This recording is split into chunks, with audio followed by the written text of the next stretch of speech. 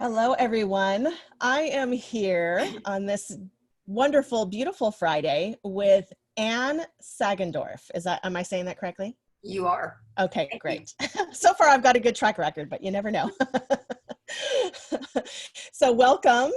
Welcome. I'm glad to be here. Yay, I'm glad you're here too.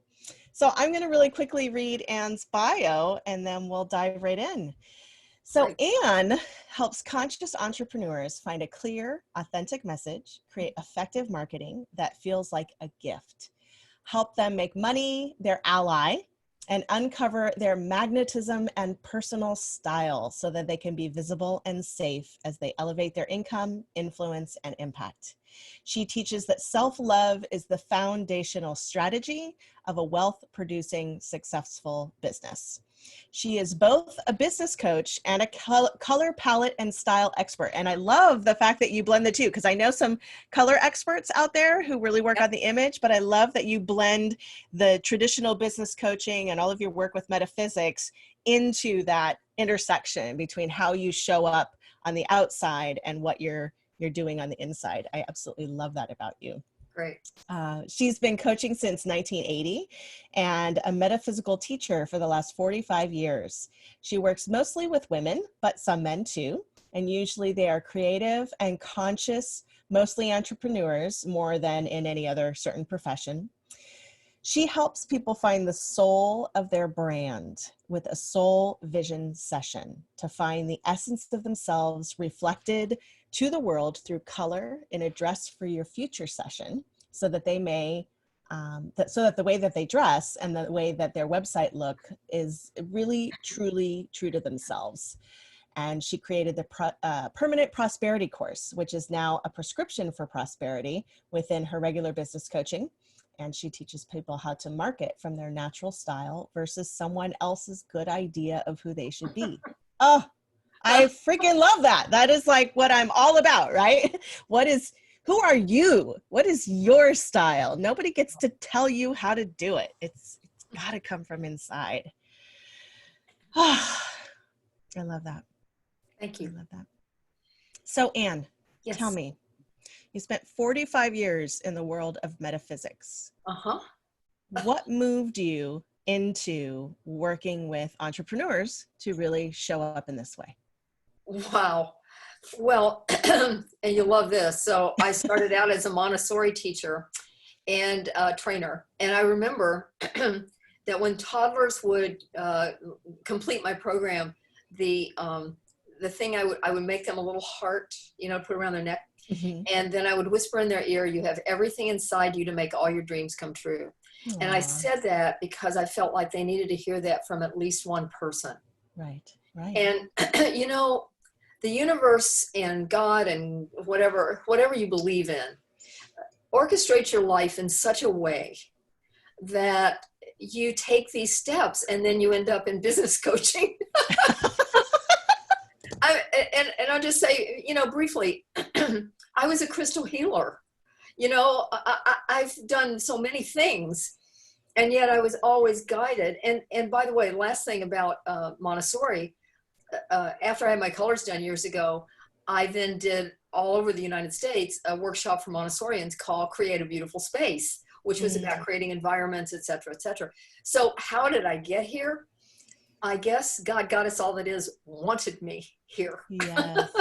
And you just keep getting the steps. I do. I love that. Because it's funny that you say that. I have a therapy client whose struggle has been, kind of like her purpose in life, right? She's hit a certain age. She's looking around going, oh my gosh, I have nothing to show for it. Like, why am I here? What am I doing? And I shared with her a little bit about my journey, because mine is very similar, right? I started off as this super shy, introverted little kid. And then my mom got me into theater. And then all of a sudden, like, I found myself and I became this person who really shined on stage. And then that got shut down. It's like it's almost like the Jack in the Box, right? Mm-hmm. It's like I come out and then something happens and I go back inside for a little bit and then I come out. But the reality is, if you look at the through line of my life, it's all the same, right? It's the journey of coming into my power, the journey of coming back home to my body, the journey of learning how to speak my truth and show up fully as who I am. Like that is the through line, no matter what choices I've made. I was a massage therapist. I've been a healer. I've been a, you name it. And I love that for many of us, we're coming to this place of business. Yeah. Because entrepreneurs can save the world. Really. I Absolutely. really believe that. Yeah. I often say to my business coaching clients, the beauty of you is that you create out of nothing. Yeah. And the reason people need support is because there's no agreement to, when you create out of nothing, you're creating something new. Yeah. And so there's no agreement for that. And so there has to be a place where people can go where they can not just get agreement, but can get encouragement and support. Yes. And so, yes. And by the way, you were talking about, you're growing up. Mine was always about, because I didn't get supported as a kid, to support other people. Yeah. So guess what I do? Yeah. And it, we just get this amazing gift of life. Yeah. That if I did a blog once, it wasn't published. And what I saw was that in every part of my life, even the painful parts, I had always been taken care of. It blew me away. Yeah. Isn't that beautiful? Yeah. I love the idea of life review. When I work with people on their stories for speaking or for their business, we often start with a very simple exercise of a life review. Put up your peak moments, put your most challenging moments. But then, what is that piece that just you keep showing up with, and that you keep learning, and that you keep, it's such a beautiful journey. I'm a teacher of light. When people kept telling me, you're an anchor of light, and what I tell my clients is, yes, you're an anchor of light, and you need to have some kind of vessel to move it through. Otherwise, you're standing there like a column of light. Right. So I happen to do light things through business and color. Yeah. Yeah. So tell me about that particular piece. How did you find, why did the color thing become such a big thing for you? What was that? From the minute I had my colors done in 1978, first of all, I used it for Create a Beautiful Space, the workshop I talked about, because I could see the color harmonies, spring, summer, winter, fall, that kind of stuff. Right. And creating environments around that was very exciting to me. It also gave some structure, and I work good in structure. But I just always loved color and style. And I had a woman who used to come to my closet a few times a year. And what I would notice is that was like my favorite day of the year. And what I was learning was how to put clothes together for myself and other people. And so it's just another outlet of creativity. Business coaching is creative because you're solving problems and, coming up with new things and whatever people need. Right. And then color is like, well, there are two things. One is skin, hair, and eyes. You usually have two of them. are the sacred triangle of you. Your soul, when you were created, gave you that. And women, I tell you, they make that skin, hair, and eyes so wrong along with their body. And so to think that you have colors that are harmonious with that, and that's your essence, the essence of your soul showing through as color to the outside world. So it means something for your website. It means something for how you show up. It means something for whatever. And so there's such a spiritual core of that's why it's part of soul of your brand, because it is a part of your brand. Yeah. I totally agree. I got my colors actually done, I think, in the early 90s, and they were wrong about my colors. Yeah. And I stuck to it. Like, I wore black and dark blue and dark purple and all of those kind of jewel tones. And it was funny because I got them done again. I think it was about 2.5 years ago. I was about to do my first real business photo shoot, and I really, really wanted to feel good. I got my colors done and found out that I was orange and yellow and all of these tones that my mother used to wear, that I thought because I didn't have red hair, I couldn't wear those things. Like, those were mom's colors and these were my colors. I'm guessing that you're an autumn. Well, actually, the way that the person who did my colors, it's more about the elements. So it's, Okay. I'm a Oh, fire. yeah. Okay, got it. Yeah. So I'm a fire. And it's so similar. Yes. The Yeah. colors are autumn colors. Mhm. Olive green is probably one of the best colors on me. And those oranges are really great. Right. And it's funny because I never in a million years would have worn those colors ever. I was like And today, repelled by them. and And the today we're dressed alike. yeah. and, I know, right? and I'm a summer. So Interesting. Yeah. Yeah. So I put on my first olive dress, and when I walked to get my photo done, people made more comments in that brief walk to me getting in front of the camera than I had probably had in the previous year. And all of a sudden I showed up. Yeah. My essence showed up. My personality showed up. Like I was really in resistance to my own fire, and I am a freaking fire through and through, like on so many levels. Yeah. And it gave me some permission to really show up as the fire that I am. And I love that. It's like, it sounds so silly and maybe even superficial to some people, but oh my goodness, it changed everything. Let's talk about that. Yes. Color is not superficial because it represents your soul. Right. And when people get that, it is one of the, I've had women come into this space and cry for two reasons. One, to get validated that they knew who they were, and the culture had diminished that or told them, you don't know what you're talking about. And the second is, one of the things that I do in my color work with people is that I do the 7 style facets, which not very many people do, which is dramatic, romantic, natural, classic, I have to remember them, gamut, youthful, and or ingenue, and ethereal. And when you mix those, people are usually 2 or 3 of those. Right. I can see right now you have some natural, and I can see. And so it makes a difference. Natural and dramatic, which is quite interesting combo, right? Right.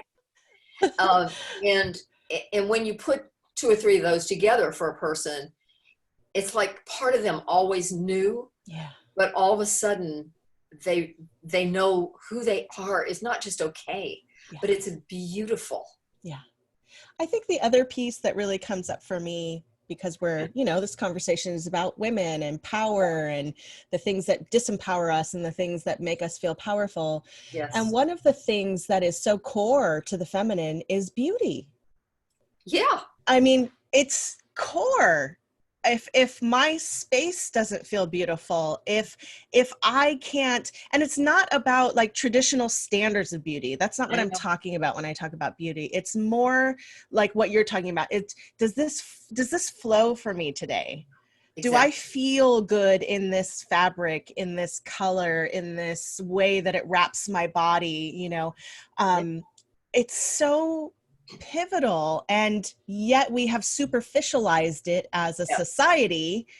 And so some women, especially women who would be quote unquote natural, right, there's this resistance to makeup or to dressing in a particular way. And it's fascinating when I see women who kind of put themselves in that category of natural, who start playing with the makeup and the dress, that they love it.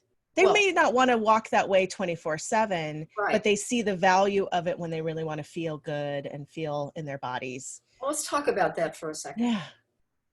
They did a study years ago at Harvard, and they looked at, and again, it was years ago, but still, what was fascinating about it is that the women who had the most believability, I won't even say power, but people trusted them, were people who looked completed. This is so important. Interesting. Yeah. And that's why makeup, it's not, look, I mean, yes, I do my eyes and I have makeup on, but you don't look at me and go, wow, she's got a lot of makeup on. Right. But what you do look at is and by the way, I have on something, this has a beautiful thing here. That's why I don't have why I don't have on a necklace today. So just for all of you who knew that my neck wasn't filled in, because I'm very big on filling in the neck with something that really makes a difference. But it's so important to be complete. whether it's your hair, your makeup, and your necklace or jewelry. And I'm going to say this about jewelry because it's very important. And again, I got this thing on. Yeah. I always have people, the thing that I notice the most when I go to somebody's house to do their closet is that they'll do one little thing as opposed to filling in, because what that does is it enhances your face and makes your face alive. And so it's like really important, which is why the right metals are so important. Right. You know? Yeah. Yes. Yeah. Yes. Oh, and one last thing I wanted to say. One of the taglines, if there's a tagline that I have, it's, I want you to be able to walk into a room and be known without saying a word. That to me is power in the best sense. Yeah. Say that one more time. To be able to walk into a room without saying a word and be known without saying a word. Yeah. Whether you're in a Zoom room or in a real room. It's interesting. So how, like, I know that this may be kind of a weird question, but like, how much of that do you think is the actual exterior, and how much of that do you believe is the interior? You know, like, so one of the things that I know about myself, especially when I'm on stage, right? I know that I have presence. There is an energetic presence to me, but I didn't always show up on the outside matching that presence, right? So I could wear things like black, you know, that just I looked like a head because I've got such pale skin, you know, and so yeah, it's like, what is that balance? About that. So the first thing that I would say is that, remember, if you're really having your colors done and they're using, you know, skin, hair, and eyes, that is your soul, your inner self shining through as color, as reflection, as your essence being reflected in color. Just think about that. Okay. Now, let me say one other piece here. It is discombobulating and disconcerting when people have on colors that don't belong to their skin, hair, and eyes. And so if you're going, I'll tell you a great example. I had a lovely woman who came for her colors, and I always have people bring about 6 items so we can check it against their color palette, but also I can see what they've got in their closet. Right. Which sometimes is scary, and sometimes it moves through every color harmony available. And this woman is a rose tone summer, so she's a soft blended summer. And she had a dress in her collection that was orange and black rectangular thingies that went all over. And I said to her, tell me why you wear that. And she said, because no one can really see me in it. Wow. Talk about some insight. Yeah. And she said, and people really like that dress. And actually, I think I said, and can they see you? And she said, no. And I said, is that a way you hide? Right. And she said, yes. And so it's disconcerting to your audience when you're wearing something that doesn't harmonize with you. And so I've done color for some people who are, you know, sort of famous. And how they used to show up was, I mean, I could see, like, I would look at them and my eye would twitch because it was so disharmonious. So this is not superficial. This is you showing up as truly who you are from the inside out. And of course, if you don't have anything going on inside, then people will catch that right away. But I doubt if any of your clients or your audience have that. I agree. I would agree with that. Yes. My audience is like me. They like to play in the deep end of the pool. And me too. Yeah. So speaking of deep end of the pool, you know, one of the things that you say in your bio that really struck me was this idea that the problems that we've had in our life are often pointing us in the direction of the service that we have to offer to people in the world. So I would love to hear a little bit about your journey, about why helping women show up as authentically and congruently as they can is such a very important thing for you personally. Well, it's interesting. I want to answer that question in maybe a couple of ways. Sure. The first is that this is so interesting. This is deep into the pool. Yes. You know, I do this session called Soul Vision, right? And one of the reasons that I do it is because nobody ever did it for me. And I mean, I even feel tears coming up right now. And that is because I was always wondering who I was. Yeah. And when you don't have that necessarily, you know, mother looking you in the eye, saying how wonderful you are, not that my mother was bad, but she was an alcoholic. Yeah. You lose that peace. And of course, guess what? It's my gift, because I've helped hundreds, at least hundreds of people get their soul vision and then make a lot of money. Yeah. So it was a good thing. But that's it. I mean, it was like, who am I? And so all these years, I mean, obviously on some level, I know who I am now. Right.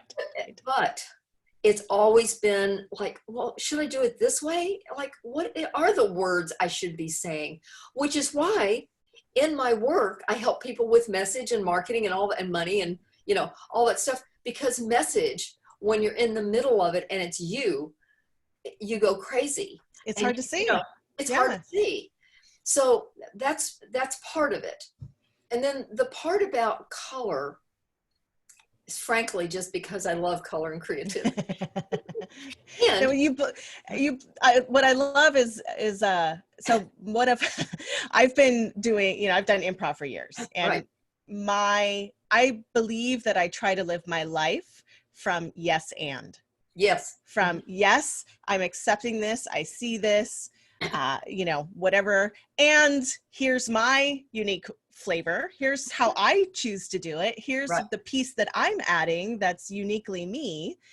And I love that that's kind of what you're describing, right? It's like you see this wounding in yourself, right, and have that drive to help others, you know, be able to heal their own wounding in that same area and really, and really see themselves. You know, I'll tell you something interesting about Soul Vision. I generally do it one-on-one, but years ago I did it in groups, and then I would sleep for like 14 hours. Right. And when people would say what was the real meaningful piece for them, the room would go, oh, because everybody knows when you're telling the truth about yourself that's not trying to be edited or businessy or whatever. And it's quite profound. It really is. Yeah. It really is. And I believe that we as a society are moving into an age of authenticity. Oh. We are so done with the bullshit. We are so done with the backdoor selling. We are so done with the fake news, fake stories. You know, like I don't just want to hear that you were homeless 3 years ago and now you're a millionaire. Right. That's neat and all, but what I want to hear is how you navigated that. What were the messy parts? What were the thoughts that you had that could have taken you down that path, but instead took you down this path? Like, that's the story I want to hear. You know, I was taught by a really great mentor that vulnerability is your greatest marketing tool. Yes. Because nobody believes you're going to give them a 7-figure income in 3 months. Right. You know, it's in my coaching groups, when people first come in, I mean, I have clients who've been with me for 15 or 20 years, but the new ones, they have to sign a 9-month contract. And people go, oh, it's 9 months, kind of like birthing, you know. Right. But I've never known anybody who really, really, really mostly gets where they want to go in 6 months. Thank you.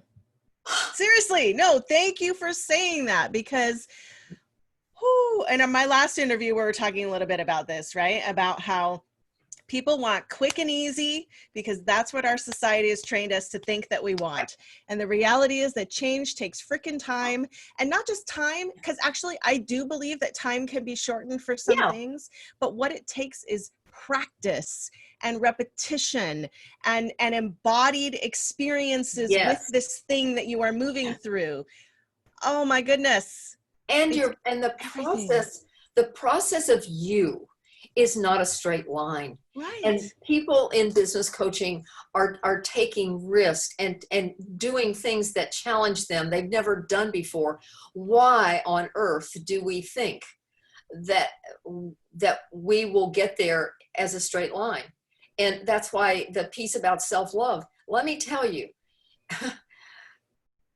without that piece and the way we get there, you know, self-forgiveness, forgiving other people, you know, all that stuff, which seems kind of like, oh yeah, I know about forgiveness. But most people, you know, there was a piece I wrote that's on a part of my website, and it talks about how women don't love their face. They constantly are putting little chinks in the armor every day about who they are, why they haven't done it fast enough, who, you know, their business isn't good enough, all those pieces, which all of us have gone through. Right, right. And yet we have to stop that. I mean, little soapbox here. We have to stop that. Because guess what? When you're in that contracted space, you know, years ago I studied with Katie and Gay Hendricks at, you know, conscious relationships. Yes. I'm a, you know, graduate, whatever, the 2-year program. And Katie said a great thing about money at one point. She said, you know, basically we have a tube, of course, that runs from, you know, the base of our spine all the way up, you know, with chakras and everything else. Yeah. And she said, every time you're contracted, you're stopping your money. Oh, it's simple. It's so funny. So one of the things that I love about being a human on this planet, I remember I had a high school teacher, and he said something to the degree of, there's no such thing as an original thought. Yeah. And I remember being outraged, absolutely outraged that he would, what are you fucking talking about? I'm an original human being. This is my thought. It doesn't belong to anybody else, blah, blah, blah, blah, blah, right? And then something like this happens, right? Where, you know, these people who have been teaching for so many years drop a statement like, when you are contracted, you can't, the money is not going to flow. You can't receive. There has to be a reciprocal motion. And now you have these gurus online who are talking about manifesting money and how in order to manifest money, you got to clear out all the junk and the shit inside of you so that you're open enough to receive. And it's like, this is not new information. It is not new. It's one of the reasons, you know, I was talking to someone earlier before I was on this call. And it's one of the reasons that I've held back until now. The next piece that's going to be on my website is as spirituality and meditation right there in the front end. But I used to kind of, yes, I was spiritual. That was like the deepest part of me. But, you know, I should just talk about, you know, my clients make money and they do this and they do that. Right. And what we're finding out, which I know you already know, is money comes from source. The clients are already selected. Your job is just to go out there, reach out so they can find you. Right. Be the beacon. Be the beacon. They go, oh, there's light over there. What's that? What's that? And yes, yeah. That's it. I love it. And on some level, it makes our life much easier. Yeah. But for people who haven't been doing it that way, especially if they think they're supposed to push and shove and chase, it's like the ego goes nuts. And, you know, I had somebody who is a teacher of mine say, the mind can always see what it's going to lose, but not what it's going to gain. And that is powerful. It's very true. Yeah. I know I did, I was kind of creating some statements about who do I have to be to continue to open up to, you know, receiving and to bringing abundance into my world and all of that. And there was definitely a piece of that I really needed to kind of claim and name. And, you know, and I, back to what I was saying earlier, I think that, you know, it's not a bad thing that people are repeating things that other people have said, because we know that they're universal truths. Otherwise we wouldn't keep repeating them. You know, they're definitely, you know, it's important. And I think it's not always easy to find the source, because we do sometimes think these are our own brilliant ideas. And But let me say something. What we do with it will be different. I mean, Yes. will be different. And so therefore it is new. And also people need to hear this now who might have heard it 20 years ago and couldn't take it in. Right. And so, you know, our audiences are always evolving. Yeah. And I mean, I embodied something, a statement the other day that came to me. It was like, oh my God, like, didn't I know this before? And it just came in, you know, I was driving along. So yes, you know. Yeah, I love it. And to me, that's just confirmation. Like when I remember for a while there, I wasn't really putting out the different little workshops and programs that I wanted to offer. Like I was just in that place of like ruminating and discovering. And then I would go to a web page and I would see like literally the title of the workshop that I had wanted to create. And at first I got pissed about it. I was like, what? You know, but then I started to really see it as, okay, this is literally the universe, my guides, whoever going, so you were on the right track. Yeah. Because check it out. Somebody else is doing that. Like, good job. You're finding the flow. You're finding the thing that you want to do. And that was world changing for me to recognize that when I saw other people doing something that I was doing, 5D is that there's plenty for everyone. I get to do that too. And I get to do it with my own unique flavor and the occasional F-bomb, because that's just, you know, that's me. Part of my energy and personality. Right. We had that discussion. I know, I love it. It's so good to say. Oh my goodness. And just, you know, and how for me too, spirituality has shifted so much, you know, like I thought I had to fit into this mold or box of what spirituality looked like. I see these women with their long hair and their bindis and their long skirts, and I'm like, oh, I don't look like that.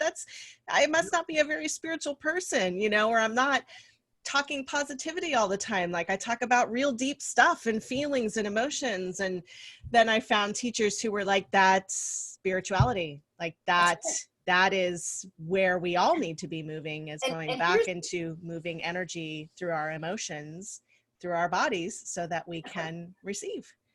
And we are now the teachers. And it's so important. I hope every one of your audience hears this. I am telling my clients constantly, you are now a teacher of light, because I don't have any clients that aren't teachers of light. Yeah. And teachers of light tend to have hidden until now.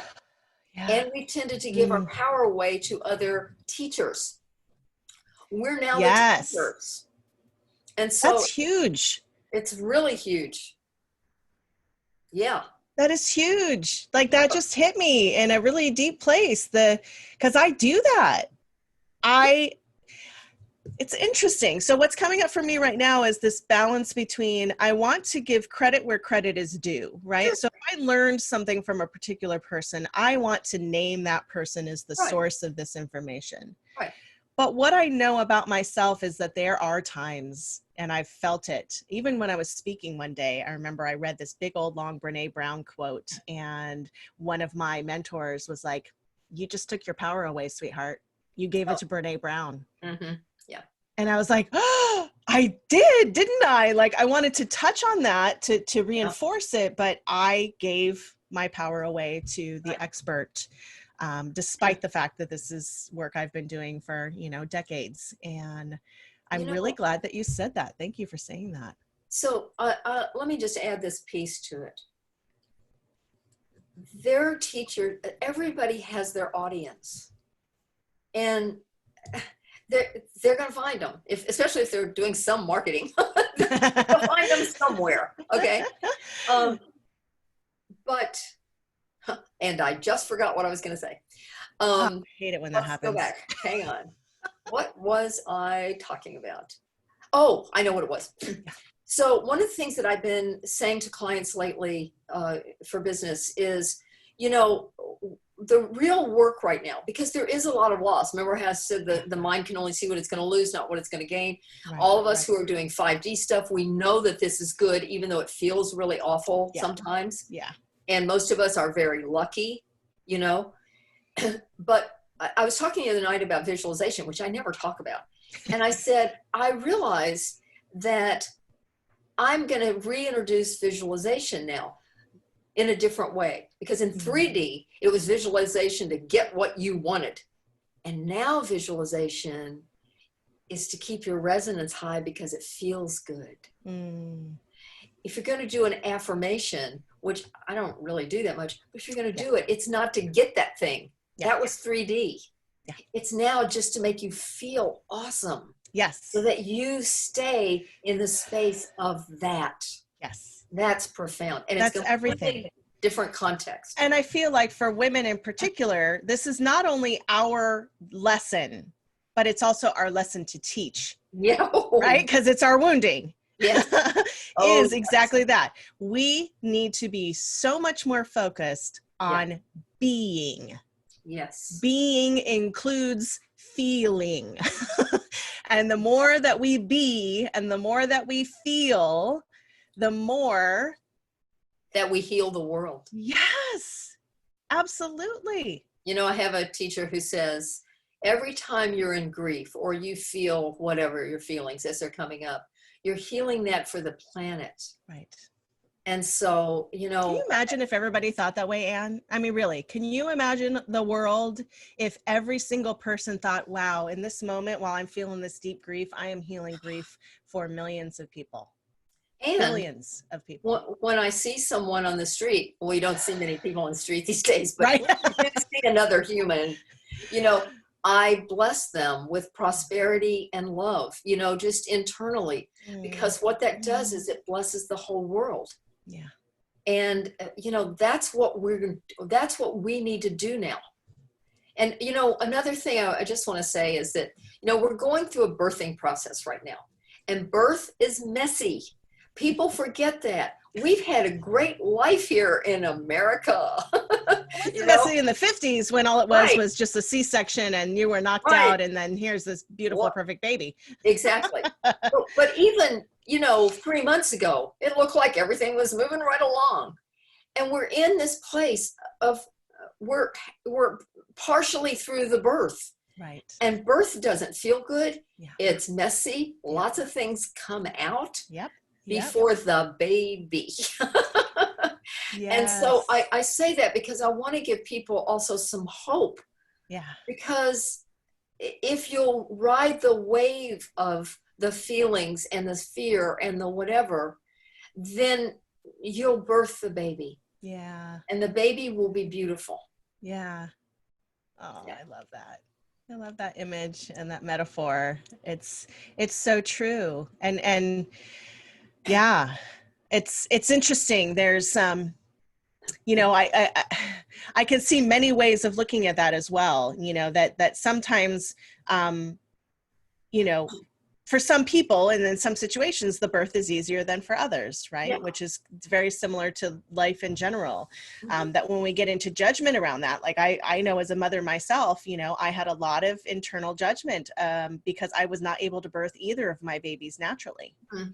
And I knew that had to do with my own trauma and my own experiences that were creating a block to me being able to truly let that process happen. Mm-hmm. And I remember that place of judgment of myself of like, I can't even give birth right, you know, like I can't even do that right. Yeah. And doing that healing work for myself to be able to recognize that, you know, even while it was happening, I was aware of what was happening. That's a beautiful thing. It's a beautiful thing that I had that reflection even in the middle of the process to be aware that I had some things I still needed to work on. Right. It was like my own babies shined a flashlight on some of the things that I really needed to come back home to and heal within myself and be with and grieve with and feel. For goodness sake, forgive. Oh yeah, absolutely. Yeah.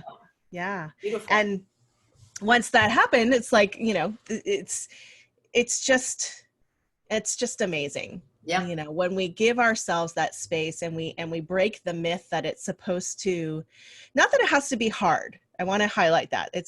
I'm not saying that it has to be hard, but that when we hit the rocky points or we hit the difficult points, that we break that myth that it's supposed to be rainbows and unicorns. Well, you know, and also let me say something. Messy is not necessarily hard. It's just messy. It's just messy. Exactly.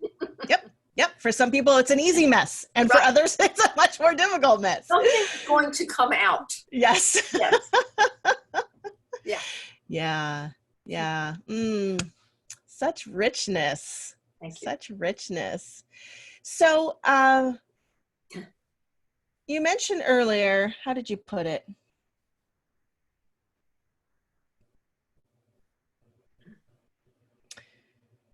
You said that power was kind of being able to show up, without saying a word, to be known. Yes. Right? Yeah. To be known, to be seen, to be... To be seen without saying a word is real power. Yeah. Yeah. Not that we're not supposed to speak, because we are. Right. But being able to be a presence when you walk in is, and people go, oh, that is quite profound. And what it says for women is, and this is important, let's talk about black for a minute. Okay. Women, I went to give a talk one day on Dress for Your Future, and I brought color palettes and all sorts of stuff. And women literally fought with me. These were corporate women, that they had to wear black. Right. And for 7 years, I've worked in a company that is in the Embarcadero in San Francisco. It's a financial advisory firm.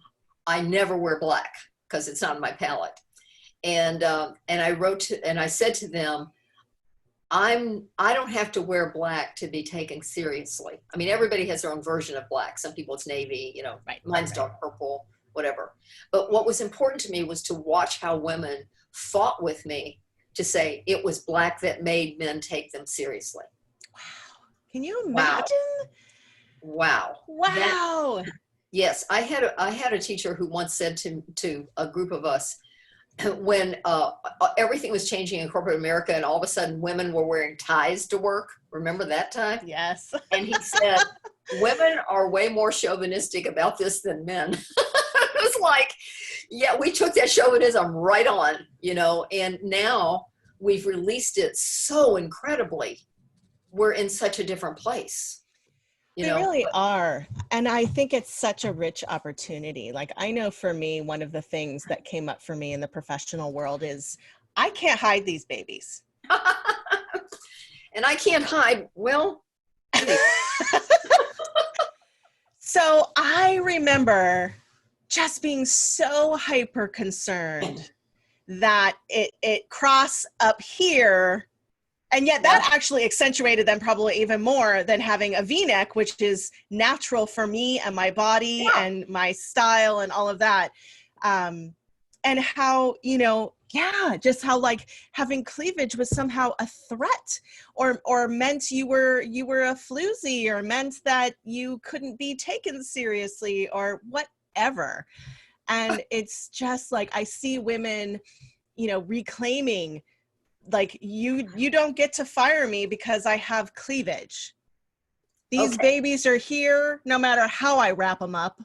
I love this so much because I love my breasts. Let's talk about breasts. Let's go for it. But they're small. I'm not like this giant person. Right. But here's the thing for me. Unless I absolutely have to because I'm in something that's I never wear a bra. I was in the time of when, I don't know if it was Glamour magazine or whoever said, if you can pass the pencil test, and the pencil test was, if a pencil falls out, it fell out. I said, I don't have to wear a bra. It was awesome. And all these years later, unless I'm doing something very professional and, I'm going to look a little weird, I never wear a bra. Oh, God. And I know you probably do wear one. I do. I would not pass the pencil test. Yeah. It's one of the gifts of anybody who's listening and has small breasts. It's one of the great gifts. Absolutely. Yeah. Oh my goodness. I love it. Yeah. Cause we are leading the charge. Yes, we are. So I'm really blessed at this stage in my life. Like, I'm at this great stage in my life where I'm really evaluating all of my rules. Why do I have that rule? According to who? When did I make that shit up? Like, who told me that that's how it was supposed to be? And I love hitting middle age and being at that place where I get to really question all of the rules in my life and decide which ones I want to keep and which ones make no sense any longer in my world. Right. And it's, I know part of that is age, but I also believe that this can happen at a much younger time in our lives, you know, where we're able to really question and wonder about the rules that we have for ourselves, and also question the status quo. Like, I feel really blessed that I was raised in a home where I was respected for honoring, you know, for kind of questioning the status quo to some degree, not as much as I would have liked, obviously. And this was when I was older, when I was able to have a say like this, like being an adult. When I was a kid, it drove my parents nuts and they absolutely hated it because I was constantly questioning the status quo. Right. I was being disrespectful and rude when I did that. But it's my superpower. Yeah. Like, it is one of my superpowers to ask, so why? Why do you do that? Why do you have that rule? So like, here's the does thing. it serve you? You know, I give this quote, I give this little, it's a made up story, but I talk about parents telling you you have to kiss Aunt Mary. Right. And Aunt Mary smells and she's kind of weird, but you start to kiss her because, you know, your parents and you get in trouble. And that's how we lose touch with what our body is saying. Yes. And yes. how it's not just the rules. It's what does my body want? Who am I? And once we have kissed Aunt Mary 25 times, we've lost touch with what our body says. Yeah. And the body gets very quiet. Yeah. And the ego gets very loud. Yes. And absolutely. so it's, I would even take this beyond rules and status quo. I would say we are teaching people how to go inside and say what's true. Yes. For them. And that was denied for many of us. For most of us. Yes. I would say most, for sure. I know. Terrifying parents. Yeah. And I have 2 boys, and much of the conversations have been about consent, about how would you know she likes that or doesn't like that if she never said a word? Right. How would you know? How would you be able to tell? I remember, oh my goodness, this is one of my favorite stories to share. My youngest son was 14, and he says, Mom, my girlfriend's friends are saying that she wants me to hold her hand. And how do I know if I'm ready? And I said, well, baby, you're going to have to check in with your body and see if you feel ready. I said, but here's another question. How do you actually know she's ready? Like, how would you know that she's ready for that? And he says, oh, well, one, she wouldn't pull away. And I was like, okay. He says, and I could ask her if she's okay with it. And I said, great. I think that's a fantastic idea. So we go through this whole little conversation, right? 6 months later, he comes up to me and says, Mom, I did it. And I was like, uh-oh. What? He said, I held her hand and I checked in with her and I asked her if it was okay. And she didn't pull away and she had a big smile on her face and she seemed really, really happy. So I think it was okay. Oh my God. I know, right? You're raising conscious boys. I was like the proudest parent on the planet when he shared that with me. That's because yeah, and that's the consciousness that we need to change, right? It's like, I don't get to decide for anybody else what's okay for them, ever. Yeah. You know, I can ask them why, I can question it, I can get into conversation with them about it, but, you know, someone else's feelings and perspectives is 100% theirs. Right. And they have a right to it. And if I don't like it, then I might need to look at my own self and my rules, or I may need to, you know, disengage because it's not something that I want or like. Right. But yeah, we have lost touch with our bodies. I always joke because I'm an embodiment facilitator. And so I do a lot of work on the body and coming back home to the body. And, you know, we're so cut off at the neck and so driven from our thoughts and our egos, and being able to drop back into that body wisdom and even speak from that place. Like, to me, it's like I can feel it like literally bubbling up from my insides and then coming out my mouth when it feels true and grounded and rooted in who I am. And I can feel myself kind of spinning up here in the headspace when I'm just telling a story and I'm not actually connected. Let me speak to that. You know, so I'm a business coach, right? And we think oftentimes of business coaching and we tell people what to do. And Right. that is not how I That's coach. consulting. It's different than coaching. Well, but coaches also tell, I mean, we've got a lot of information, Right. marketing, whatever. I guess I'm a consultant and a coach. I've been trained both. Yeah. But what I do is always, when somebody's trying to make a decision, I say, okay, so go in for an hour a day or 15 minutes and see how it feels in your body. And then say yes to it, then say no to it. That way they are making the decision and it's not me. Yes. All we can do is give the smorgasbord, right? They get to decide what they're gonna eat. Yes. Yeah. Beautiful. So yay! Oh my goodness, this went by fast. Like, didn't we just start talking like 5 minutes ago? it was really fun. Yeah. So tell me, checking in with your own body, what is the last little nugget that you would like to leave us with? What is something else that you would like to share to wrap up this conversation? Well, probably I've left all my nuggets. But I would say, if you ever, for any reason, look in the mirror or look at your computer and think, I haven't done it right, I'm not doing it fast enough, I guess I know what I would say. Let's talk about business for 1 second. I talk about business being like a baby. And you get to feed the baby good things or not good things. Feed your baby good things. Feed your baby self-love. Feed your baby, you're great. Because remember, everything you say about yourself where you're saying, I'm not good enough, whatever, in the triangle game, you are saying that to your child, your inner child. Right. And you are victimizing your inner child. That's my nugget. Yeah. Yeah. Yeah. I love that. Yeah. I love that. Yeah. And it's for the subconscious in particular, the more I'm training it every day. What I choose to focus my attention and energy on, my subconscious goes, ooh, that's what we're focused on? Okay, cool. Let's focus on that, right? And if I feed it information that says, I want you to focus on the opportunities, the amazing abundance, the connections, the deep, heartfelt, whatever, then that's what my subconscious is like, oh, okay, let's do that. Let's focus on that particular piece, so I totally agree. Not to be a problem. But I want to say that I consider your inner child different from your subconscious. Because yes, it's a part. It's an aspect. So, yes. And so when you're saying, I'm not enough, you're not really saying, I'm not enough. You're saying, you're not enough. Right. And I think that people may need to make that distinction and be clear about it. Because the subconscious, you say, we are abundant and we're this and we're that and all that. But that's different from your hurt child that you just beat up.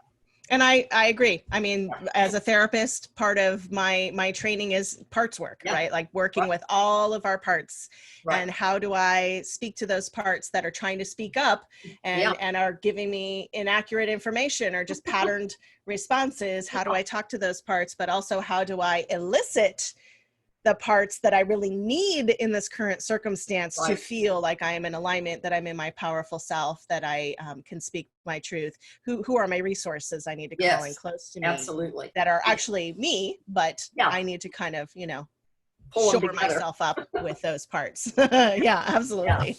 I love it. And I think that is a really important way to look at it. Every time that we speak badly about ourselves, we are saying that to our inner child. And of course, they're going to respond like any child does with shutting down or acting out. Yeah.